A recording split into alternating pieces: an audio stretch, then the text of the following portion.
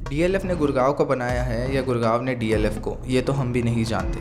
क्या हुआ ऐसा गुड़गांव में जो घने जंगल और सुनसान रास्तों के लिए जाना जाता था, वहीं पर आज के डेट में फॉर्च्यून 500 में से 250 कंपनीज है और इसी गुड़गांव में 8500 से भी ज़्यादा स्टार्टअप्स रजिस्टर्ड है। बात करें कुछ साल पहले की तो डीएलएफ के प्रिवाना वेस्ट प्रोजेक्ट में सिर्फ 3 दिन में 5600 करोड़ के फ्लैट्स बिके थे और इसी प्रोजेक्ट के एक और फेज़ यानी कि प्रिवाना साउथ में सिर्फ 3 दिन में 7200 करोड़ के फ्लैट्स का सेल हुआ था। और इतने बड़े कंपनी के फाउंडर हैं मिस्टर चौधरी रघुवेंद्र सिंह। बट अगर फाउंडर चौधरी रघुवेंद्र सिंह है तो कुशाल पाल सिंह को डीएलएफ मैन क्यों कहा जाता है और फिर राजीव सिंह कौन है? तो आइए इन सब के बारे में इन डिटेल में जानते हैं। Hello guys, welcome back to property network YouTube channel. तो ये हिस्ट्री है दो ऐसे लोगों की जिनकी ओवरऑल जर्नी में हर कदम पर नए नए ऑब्स्टेकल्स थे, बट स्टिल इन्होंने हार नहीं मानी और आज डीएलएफ के पास 75 प्लस ईयर्स का एक्सपीरियंस है। बात शुरू हुई थी 1946 में, जब ऑलमोस्ट कंफर्म हो चुका था कि अब पार्टीशन होगा। उसी वक्त चौधरी रघुवेंद्र सिंह ने डिसाइड किया खुद की रियल एस्टेट कंपनी ओपन करने का, क्योंकि जैसे ही पार्टीशन होगा लोगों को घरों की ज़रूरत पड़ेगी। और फाइनली उन्होंने 4 जुलाई 1946 को खुद की रियल एस्टेट कंपनी ओपन की, जिसका नाम रखा दिल्ली लैंड एंड फाइनेंस।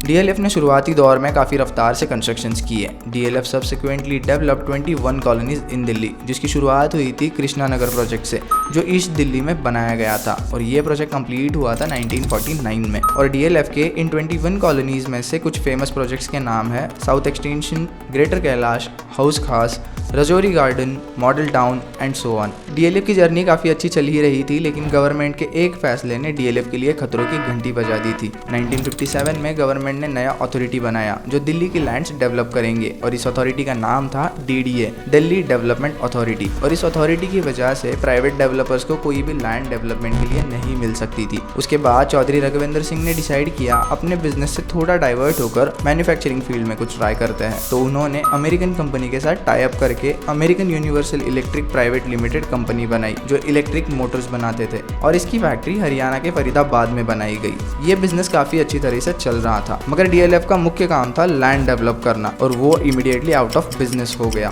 अभी सबको लग रहा था कि डीएलएफ का तो करियर ही खत्म हो गया, लेकिन एक्चुअल में इसका उल्टा हुआ। यही डीएलएफ की एक नई शुरुआत थी और इसी शुरुआत की वजह से डीएलएफ बनने वाली थी इंडिया की one of the top most real estate company. तो आइए देखते हैं ये कैसे हुआ। DLF's legacy was given to Kushal Pal Singh. DLF की आगे की जर्नी देखने से पहले जानते हैं कुशाल पाल सिंह कौन थे और उन्हें डीएलएफ की लेगेसी मिली कैसे और क्यों कुशाल पाल सिंह को डीएलएफ मैन कहा जाता है। कुशाल पाल सिंह जी का जन्म 15 अगस्त 1931 को यूपी के एक छोटे से गांव बुलंदशहर में हुआ था और मोर प्रिसाइजली वीकेंड से खंडेरा। कुशाल पाल सिंह के पिताजी पेशे से लॉयर थे और उनकी माँ एक हाउसवाइफ थी। कुशाल पाल सिंह जी ने अपना एजुकेशन डीएवी स्कूल से कंप्लीट किया था और हायर एजुकेशन के लिए उन्होंने मेरठ कॉलेज ज्वाइन किया था। कॉलेज लाइफ के कुछ ही हफ्ते गुजरने के बाद उसी दौरान उनके दोस्त भोपाल सिंह ने अपने साथ साथ अपने दोस्त कुशाल पाल सिंह का इंग्लैंड के एयर सर्विस ट्रेनिंग फैसिलिटी में ग्राउंड इंजीनियर पोस्ट के लिए अप्लाई कर दिया और वो भी कुशाल पाल सिंह को बिना बताए। और चौंकाने वाली बात ये थी कि कुशाल पाल सिंह का एप्लीकेशन एक्सेप्ट भी हो गया था। हालांकि ये बात है पार्टीशन के पहले की। उस वक्त किसी भी मिडिल क्लास चाइल्ड के लिए फॉरेन में एजुकेशन लेना ऑलमोस्ट इम्पॉसिबल था। कुशाल पाल सिंह इस चीज़ को लेकर काफ़ी एक्साइटेड थे, बट कहीं ना कहीं वो जानते थे कि इतने एक्सपेंसिव जगह पर एजुकेशन लेना अपने लिए ऑलमोस्ट इम्पॉसिबल है। उन्होंने ऑलमोस्ट हार मान ही ली थी, बट उनके पिताजी हार मानने वालों में से नहीं थे। उनके पिताजी ने डिसाइड किया कि जी जान एक कर देंगे, बट बेटे को इंग्लैंड भेजकर ही सुकून की सांस लेंगे। और फाइनली उन्होंने पैसों की अरेंजमेंट करके कुशाल पाल सिंह का admission air service training facility में कर दिया। इंग्लैंड शिफ्ट होने की वजह से कुशाल पाल सिंह काफ़ी एक्साइटेड और खुश थे। बचपन से ही कुशाल पाल सिंह का इंटरेस्ट किताबों में और पढ़ाई में रहता ही नहीं था। वो टेनिस और पोलो काफ़ी अच्छे तरीके से खेल लेते थे और इसी टेनिस खेलने की आदत से उनकी लाइफ में एक और बड़ा टर्निंग पॉइंट आया। वहाँ पर उनकी मुलाकात हुई उनके फर्स्ट लवर जूली से। जूली इंग्लैंड के एक अमीर और रेप्यूटेड फैमिली से बिलोंग करती थी। जूली कुशाल पाल सिंह को फैमिली डिनर्स में इनवाइट करने लगी थी। जूली के फैमिली के साथ कुशाल पाल सिंह काफ़ी घुल मिल रहे थे और कुशाल पाल सिंह अब तक की उनकी बेस्ट लाइफ जी रहे थे। वो इस लाइफस्टाइल से काफ़ी खुश और सेटिस्फाइड थे और जूली के पेरेंट्स भी चाहते थे they both should Mary each other. पर जैसा कि मैंने वीडियो के स्टार्टिंग में ही कहा था, इनके स्टोरी में हर मोड़ पर नए ऑब्स्टेकल्स थे। यहाँ पर भी वही हुआ। इंग्लैंड में रहते वक्त केपी सिंह की मुलाकात होती है एक इंडियन आर्मी ऑफिसर से, जिनका नाम था मोहिंदर सिंह वडालिया। और केपी सिंह के हॉर्स राइडिंग स्किल्स और उनकी मेंटालिटी देखते हुए वो केपी सिंह को इंडियन आर्मी ज्वाइन करने का सजेशन सजेशन देते हैं। लेकिन केपी सिंह अपने लाइफ से काफ़ी खुश थे, तो उन्होंने इंडियन आर्मी ज्वाइन करने का सजेशन इग्नोर किया। लेकिन मोहिंदर जी के बार बार फोर्स करने की वजह से उनकी रिस्पेक्ट के खातिर केपी सिंह ने देहरादून से एंट्री लेवल एग्ज़ाम दे दिया। बट सरप्राइजिंगली वो उसमें पास भी हो गए थे और इंटरव्यू के लिए उन्हें कॉल भी आ गया था। उन्होंने काफ़ी आसानी से वो इंटरव्यू भी क्रैक कर लिया था, जिसमें कई सारे फिजिकल और मेंटल टास्क थे। लेकिन केपी सिंह अपनी खुशहाल लाइफ छोड़कर आर्मी में नहीं जाना चाहते थे, तो उन्होंने बहुत सारे वेरियस रीजंस दिए, बट मोहिंदर जी उनके सारे इश्यूज़ रिजॉल्व कर देते थे। फिर आखिर केपी सिंह ने डिसाइड किया कि एक ऐसा रीज़न देंगे कि जो पास हो ही जाएगा। मुझे आर्मी ज्वाइन करने के लिए इंडिया जाने तक के भी पैसे मेरे पास नहीं हैं, तो एक स्पेशल केस के खातिर उन्हें इंडियन आर्मी ज्वाइन करने के लिए एरोप्लेन के टिकट्स भी दिए गए और उन्हें 1 फेब 1950 को IMI यानी कि इंडियन मिलिट्री एकेडमी देहरादून में रिपोर्टिंग करना था। अब आ गया था उनके लाइफ का सबसे टफ सिचुएशन, क्योंकि अब उन्हें इंडियन आर्मी और उनके फर्स्ट लव जूली में से किसी एक को चुनना था, क्योंकि उस वक्त कोई भी आर्मी ऑफिसर किसी भी फॉरेनर के साथ संबंध नहीं रख सकता था। केपी सिंह ने यह मन ही मन सोच लिया था कि वो इंडियन आर्मी में जाएंगे, लेकिन उन्हें भनक तक नहीं थी कि जूली को ये बात कितनी ज़्यादा हर्ट करेगी। केपी सिंह के इस डिसीजन से जूली अंदर ही अंदर टूट चुकी थी। जूली ने उन्हें पूरे लाइफ में कभी भी ना मिलने के लिए कहा। फिर finally Kushal Pal Singh IMI join करते हैं। आर्मी में भी केपी सिंह ने काफ़ी कुछ अचीव कर लिया था। उनकी ग्रोथ भी बहुत तेज़ी से हो रही थी। कुछ वक्त के बाद 6 मार्च 1954 में उन्होंने मेजर चौधरी रघुवेंद्र सिंह के डॉटर इंदिरा सिंह से शादी कर ली। देखते ही देखते केपी सिंह ने आर्मी में 9 साल की जर्नी कंप्लीट कर ली और अब चौधरी रघुवेंद्र सिंह का कोई भी बेटा ना होने की वजह से चौधरी रघुवेंद्र सिंह चाहते थे कि केपी सिंह उनका पूरा फैमिली बिजनेस संभाले। लेकिन इसमें भी नए ऑब्स्टेकल्स आने वाले थे, क्योंकि केपी सिंह इंडियन आर्मी के एक होनहार ऑफिसर थे। उनके स्किल्स कोई भी मैच नहीं कर सकता था, इसलिए उनका आर्मी छोड़ने का एप्लीकेशन रिजेक्ट कर दिया गया था। केपी सिंह ने बहुत कोशिशें की, बट फिर भी उनका रेजिग्नेशन एक्सेप्ट नहीं किया गया। एट द एंड उन्होंने सीनियर्स से बातचीत करके किसी भी हाल में उनका रेजिग्नेशन एक्सेप्ट करने की रिक्वेस्ट की और फाइनली उनका रेजिग्नेशन एक्सेप्ट हो गया। आते ही उन्होंने चौधरी रघुवेंद्र सिंह का बिजनेस संभालना स्टार्ट कर दिया था। बिजनेस का कोई भी बैकग्राउंड ना होते हुए भी केपी सिंह ने उनके बिजनेस को काफ़ी अच्छी तरीके से संभाला। ये बिजनेस संभालते वक्त उन्हें उनके आर्मी बैकग्राउंड की वजह से काफ़ी हेल्प मिली। कुछ वक्त बाद DLF ने विलार्ड इंडिया लिमिटेड नाम की कंपनी के साथ पार्टनरशिप की, जो बैटरीज मैन्युफैक्चर करते थे और इसकी फैक्ट्री सिकंदराबाद में बनाई गई। लेकिन ये प्लान DLF के फेवर में नहीं गया और फ्लॉप हो गया। और ये प्लान फ्लॉप होने की वजह से केपी सिंह ने DLF के मेन बिजनेस की तरफ फिर से रुख करने का डिसाइड किया और उनके इसी डिसीजन की वजह से DLF आने वाले कुछ ही सालों में इंडिया की top most real estate company बनने वाली थी।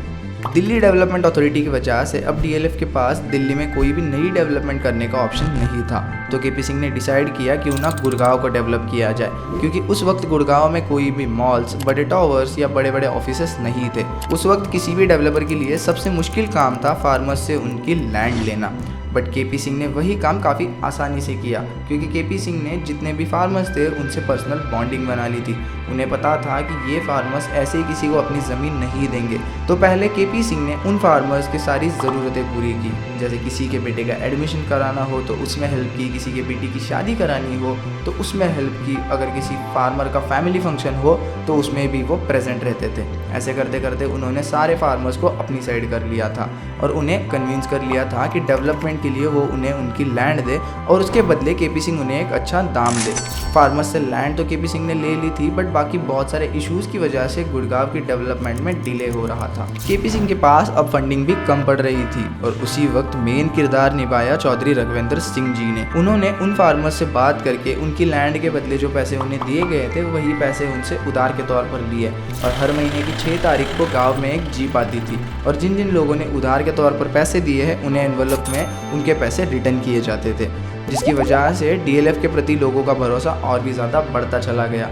एक दिन ऐसे ही केपी सिंह उनके कुछ साथियों के साथ खाली ज़मीन पर बैठे हुए थे, तभी उनके पास एक जीप आकर रुकती है जिसका इंजन काफ़ी गर्म हो चुका था और उन्हें पानी की तलाश थी।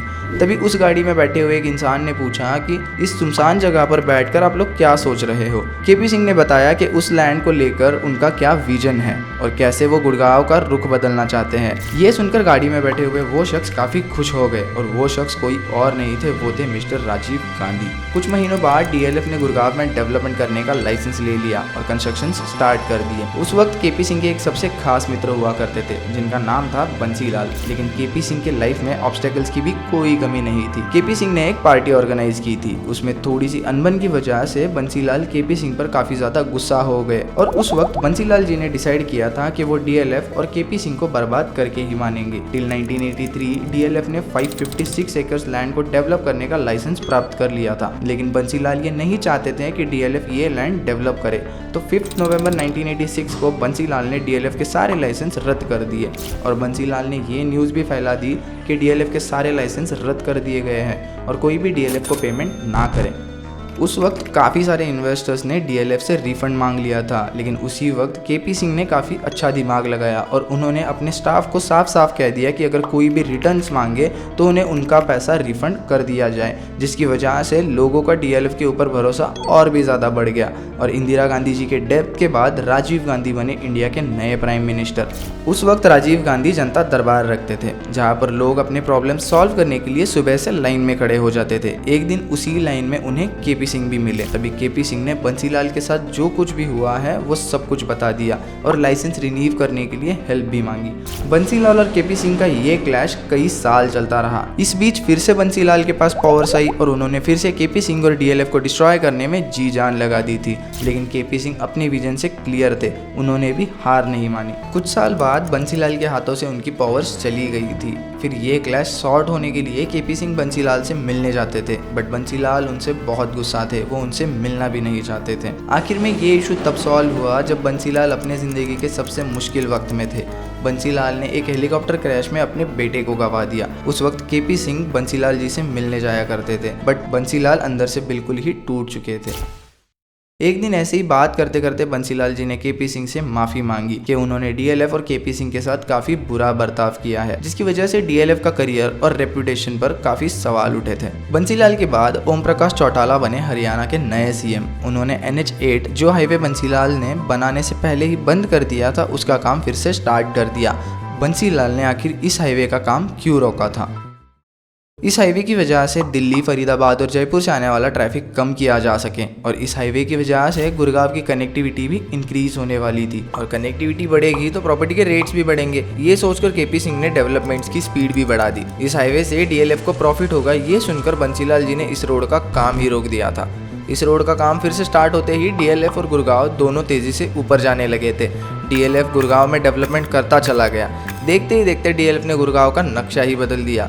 धीरे धीरे गुड़गांव में hero Motors, Maruti Suzuki, Honda Motors, IBM, American express, Microsoft, Google और एक्सेंचर जैसे कंपनीज के कॉर्पोरेट ऑफिसेज ओपन हुए। अब गुड़गांव में रेसिडेंशियल अपार्टमेंट्स और ऑफिस स्पेसेस तो काफ़ी सारे डीएलएफ ने बना लिए थे, लेकिन केपी सिंह चाहते थे गुड़गांव में इकोनॉमी और जॉब अपॉर्चुनिटीज़ भी ज़्यादा बढ़े। तब उन्होंने एक ऐसी कंपनी को टारगेट किया जिनका उस टाइम पर मार्केट में काफ़ी अच्छा नाम था। वो कंपनी थी जनरल मोटर्स। इस कंपनी के गुड़गांव में आते ही गुड़गांव की तरफ काफ़ी बिजनेसेस भी अट्रैक्ट होने लगे थे और एक टाइम पर बंजर जमीन की तरह लगने वाला गुड़गांव बना 8500 से भी ज़्यादा स्टार्टअप्स का घर। और इसी गुड़गांव में अभी फॉर्च्यून 500 में से 250 कंपनीज लिस्टेड है। गुड़गांव के इस आइकॉनिक ग्रोथ की वजह से केपी सिंह को डीएलएफ मैन कहा जाता है और यही कंपनी अभी लीड कर रहे हैं mister Rajiv Singh, who is the son of Kushal Pal Singh.